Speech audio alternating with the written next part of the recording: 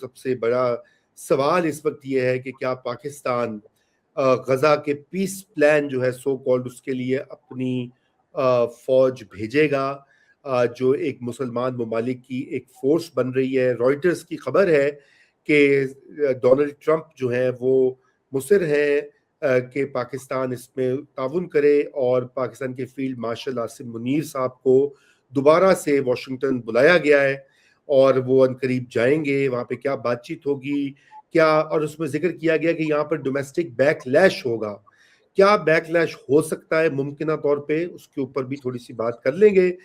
Field marshal Asim Munir Libya بھی گئے ہوئے تھے، وہاں پر وہ ایک اور فیلڈ مارشل جو ہے لیبیا کے، ان سے ان کی ملاقات ہوئی۔ یہ پاکستان کی جو دو فیلڈ مارشلز کی جو کہانی، تھوڑی سی بھی بات کریں گے۔ یہ بھی ایک تبدیلی آ رہی ہے۔ اور پھر ابھی حالیہ دنوں میں آسٹریلیا میں جو ایک واقعہ ہوا، اور اس سے، اور داعش جو یا اسلامک اسٹیٹ جسے کہا جاتا ہے، اس سے اس کا لنک جوڑا جا رہا ہے۔ اور یہ پہلے سمجھا جا رہا تھا کہ داعش بہت ویک ہو گئی ہے، لیکن اتنا بڑا حملہ کرنا، اس میں لوگوں کو موبلائز کرنا، اور اس کے اوپر جو انڈین میڈیا کی رپورٹنگ رہی ہے وہ بھی بہت عجیب و غریب۔ اور انڈیا میں کیا ہو رہا ہے، کیا وجہ ہے کہ وہ ان کی ساری توجہ اپنی چیزوں سے ہٹ کے صرف پاکستان ایک obsession بن چکا ہے انڈین میڈیا پہ، یہ کیوں ہے، کیا ہے، اور آگے کیا ہوگا؟ اجاز حیدر صاحب میرے ساتھ موجود ہیں۔ آپ ویلکم بیک اجاز صاحب۔ اس سے پہلے کہ میں اجاز صاحب سے گفتگو کا آغاز کروں، اگر آپ نے ہمارے چینل کو سبسکرائب نہیں کیا تو کر دیجئے، اور ثواب ملے گا آپ کو۔ نمبر 2، ویڈیو یہ آپ نے شیئر ضرور کرنی ہے اور لائک کرنی ہے۔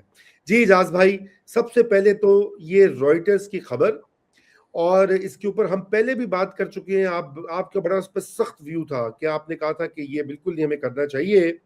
اور یہ آپ کیا سمجھتے ہیں کہ کیا واقعی پاکستان کے اوپر اتنا پریشر آئے گا کہ Pakistan will have no choice but to do it؟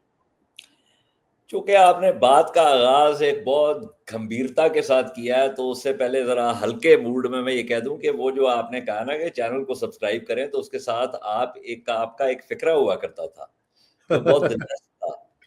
اور اگر شیطان آپ کا ہاتھ روکے تو آپ اس کو جو ہے نا قل هو اللہ پڑھ کے جو ہے نا، ہاں۔ تو اچھا دیکھیے، بات یہ ہے کہ اس کا تجزیہ کرنے سے پہلے ایک جو اہم نقطہ ہے وہ یہ ہے کہ وہ انگریزی زبان میں کہتے ہیں کہ دوپہر کا کھانا جو ہے نا کبھی بھی فری نہیں ہوتا، there are no free lunches. ٹھیک ہے، اب آتے ہیں اس بات کی طرف جو رائٹرز کی آپ نے ہوگی۔ پہلی بات تو یہ ہے کہ اس کے اوپر اگر آئی ایم شیور آپ نے وہ رائٹرز کی وہ سٹوری جو ہے وہ غور سے پڑھی ہے جی۔ اس کے اندر یہ کہا گیا ہے کہ ان کمنگ ویکس، یہ اسپیکولیٹو ہے، یہ نہیں کہا گیا کہ جی ڈونلڈ ٹرمپ نے جو ہے وہ عاصم منیر صاحب کو کہا ہے کہ جی آج آپ نے فلانے دن جو ہے وہ واشنگٹن ڈی سی میں پہنچ جانا ہے۔ جی ہاں، in coming weeks at some point there might be a meeting between Donald Trump and Asim Munir۔ یہی ہے نا، میرے سامنے اس وقت نہیں ہے، بٹ میں اس کو جب پڑھا تھا تو اس سے اندازہ یہ ہوا تھا کہ، اور اس کے بعد اس کے اندر اور بہت سی باتیں ہوئیں۔ مائیکل کوگلمن کو جو ہے وہ کوٹ کیا گیا، اور آپ کی ایک اور تجزیہ کار ہیں عائشہ صدیقہ صاحبہ، ان کو بھی کوٹ کیا گیا اس کہانی میں۔ اب وہ کہانی جو ہے وہ کس رخ جاتی ہے، وہ رائٹرز کی کہانی سے جو ہے وہ عیاں نہیں ہے۔ پہلی بات تو یہ کرنا بہت ضروری ہے، تاکہ اس کو ایک پیرائے میں ڈالنا جو ہے وہ بہت ضروری ہے۔ تو حاصل گفتگو اب تک یہ ہے کہ یہ کہیں نہیں کہا گیا کہ جی سفید گھر نے ایک حکم بھیجا ہے، ایک پروانہ بھیجا ہے کہ جو عاصم منیر صاحب ہیں وہ جو ہے فلانے دن جو ہے وہ سفید گھر میں تشریف لائیں گے اور وہاں پہ یہ بات ہوگی۔ پہلی بات تو یہ، تو اس لیے اس کو تو ہم ایک طرف کر دیتے۔ اب رہی بات اس کا تجزیہ کرنے کی، وہ میری والدہ مرحومہ جو ہے نا وہ ایک بات کیا کرتی تھی کہ دیکھو بیٹا اپنے گھر کے بارے میں نا پیٹ سے کپڑا کبھی نہیں اٹھاتے.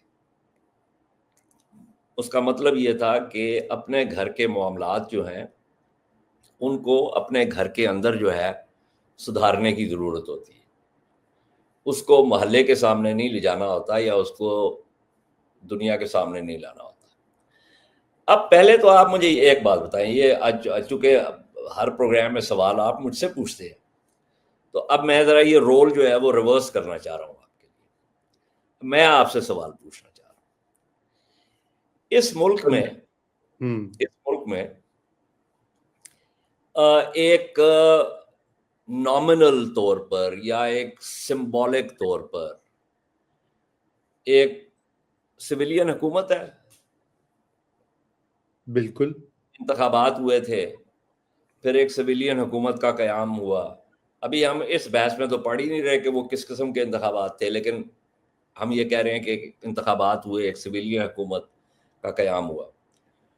اور وہ سویلین حکومت میں کون سی دو اہم چیزیں ہیں؟ ایک ہے پارلیمان جی اور ایک ہے کابینہ. درست.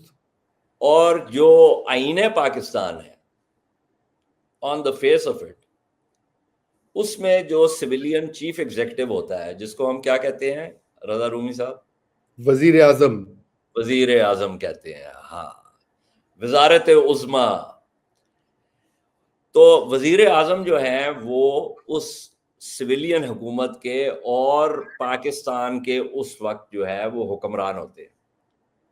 وہ 3 سال کے لیے ہوں, 4 سال کے لیے ہوں, 5 سال کے لیے ہوں, وہ حکمران ہوتے ہیں. اور باقی سارے جو ریاستی ادارے ہیں بشمول فوج کے, وہ کس کے زیر نگین ہوتے ہیں؟ وزیر اعظم کے. آئین جی. کے مطابق وزیر اعظم کے. تو اگر کسی اور ریاست کے صدر نے پاکستان کے ساتھ کسی بھی حوالے سے کوئی گفتگو کرنی ہو تو وہ ان کو کیا چاہیے, وہ کس کے ساتھ بات کریں؟ ان کو چاہیے تو وزیر اعظم سے. آپ کا سوال بالکل کلیئر ہے, وزیر اعظم سے. لیکن مسئلہ یہ ہے کہ آپ لیکن کو چھوڑ دیں, اضافہ ضرور کروں گا. لیکن کو چھوڑیں ابھی نا, ابھی ہم آئین پاکستان کے حوالے سے بات کر رہے ہیں نا. جی. وہ لیکن جو ہے وہ اس کا آپ کو بھی پتا ہے, مجھے بھی پتا ہے. اس لیکن کی طرف جانے کی ضرورت نہیں ہے. پہلے ہم ایک بیس لائن سیٹ کر لیتے ہیں کہ آئین پاکستان کے مطابق بنیادی بیس لائن کیا ہے.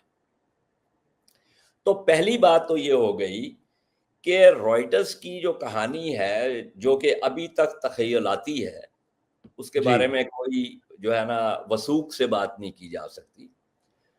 لیکن اس کے اندر اہم چیز یہ ہے کہ سفید گھر کے جو باسی ہیں جن کا نام ڈونلڈ ٹرمپ ہے, وہ کیا نمبر ہے پینسلوانیا ایونیو کے اوپر, مجھے بھول جاتا ہے ہمیشہ, 1600 ہے کہ پتہ نہیں 1600 1400 کچھ پینسلوانیا ایونیو. ہاں, جی. اس کے جو باسی ہیں وہ رائٹرز کی کہانی کے مطابق وہ عاصم منیر صاحب سے گفتگو کرنا چاہتے ہیں.